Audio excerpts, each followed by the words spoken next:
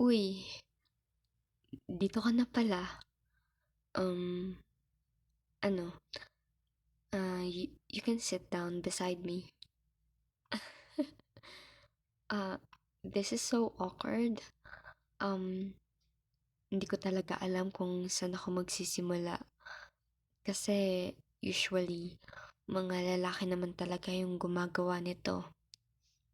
Um, what do I mean?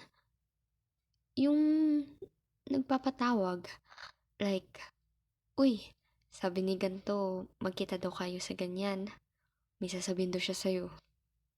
Yung ganun ba? Kinakabahan ako. Di ko rin alam kung bakit. So, eto nga. Alam ko naman na gusto mo ako kasi nga you confessed to me last week. And, you know, it's been bugging me and I'm thinking about it for days now. Kasi naman, that was so sudden and unexpected. Hindi ko naman alam na gusto mo ako. I mean, mabait ka always sa akin and nakikita ko sa iba ganun din. And like, for me, nakikita ko yung efforts mo palagi to keep me comfortable sa mga bagay-bagay.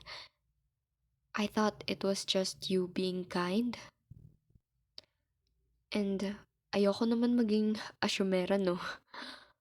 Malay ko baka talaga kung mabait ka o trip mo lang ako. Oh, anong nakakatawa? Trip mo talaga ako, no? I mean, yeah. Sinabi mo nga yun last week.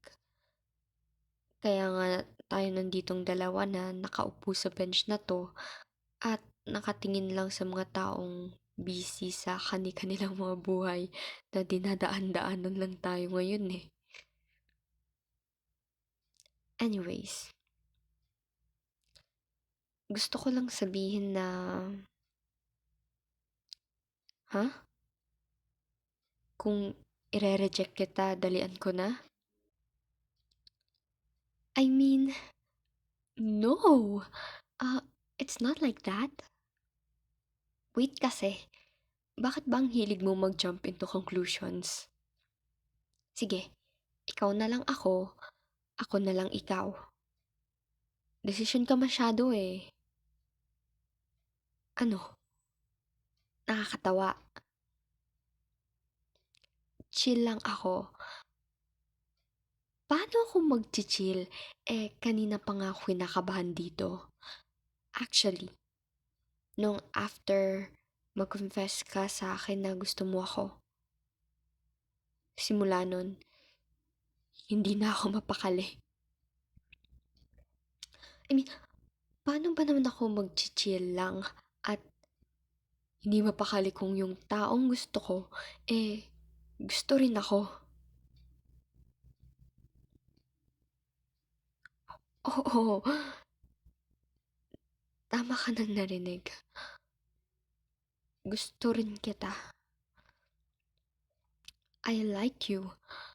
Nung nakita kita, parang I can feel like some spark between us. Corny na kung corny, pero there's this something na I feel and I just can't ignore it. Para bang ang familiar mo sa akin na kahit na kakakilala pa lang natin sa isa't isa nun. And you know what? Mas lalong nag-deepen yung feelings ko sa'yo nung nagkaroon pa tayo ng interactions. And you're just so kind. You're such a gentleman. I feel so safe when I'm around you. Parang everything is easier when you're there. Ayoko naman na magpakadalulu at bigyan ng meanings yung mga interactions na yon.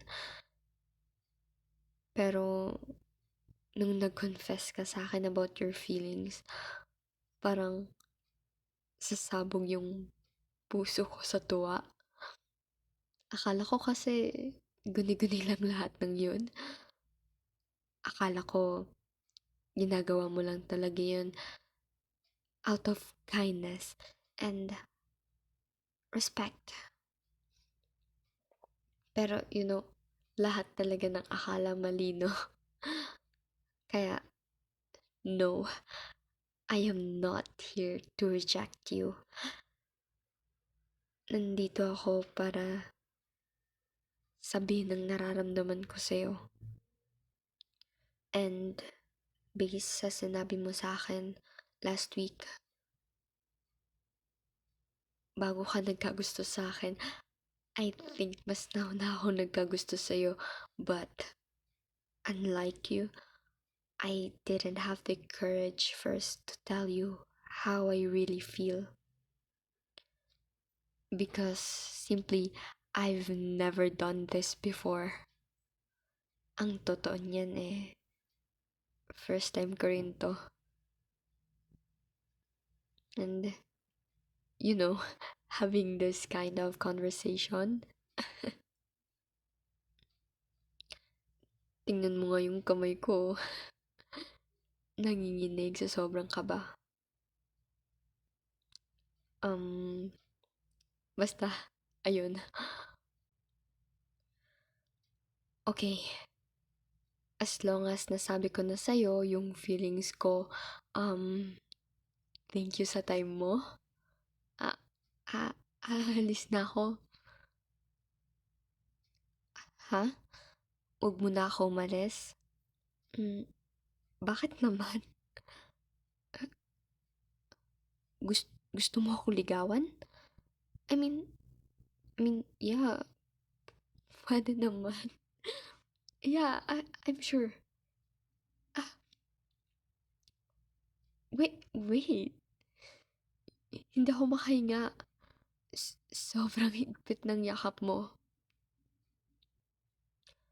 Sobrang na-appreciate mo yung pag-confess ko sa'yo. I mean, I appreciate you too for confessing to me last week. That made me the courage to tell you that I also like you. I just tell you how I really feel. Pero, you know what? Nasasakal talaga ako sa higpit ng yakap mo. Okay. Oh, thank you sa distance. That's better. Pero, I really like that hug.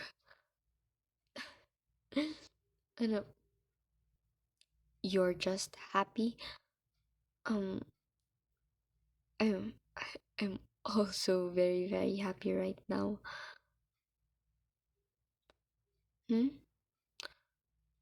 Pupunta ka sa bahay bukas? Yeah. Linggo naman bukas, so I think I'm free tomorrow. Sige. Okay. It's a date. Okay. Let's call tomorrow our very first date. Kinikilig ako. Okay, so I'll look forward to it. Oh, yeah. I think I'll get going na rin. I'll finish the things that I'll do tomorrow para I'm really free. Yeah. See you tomorrow.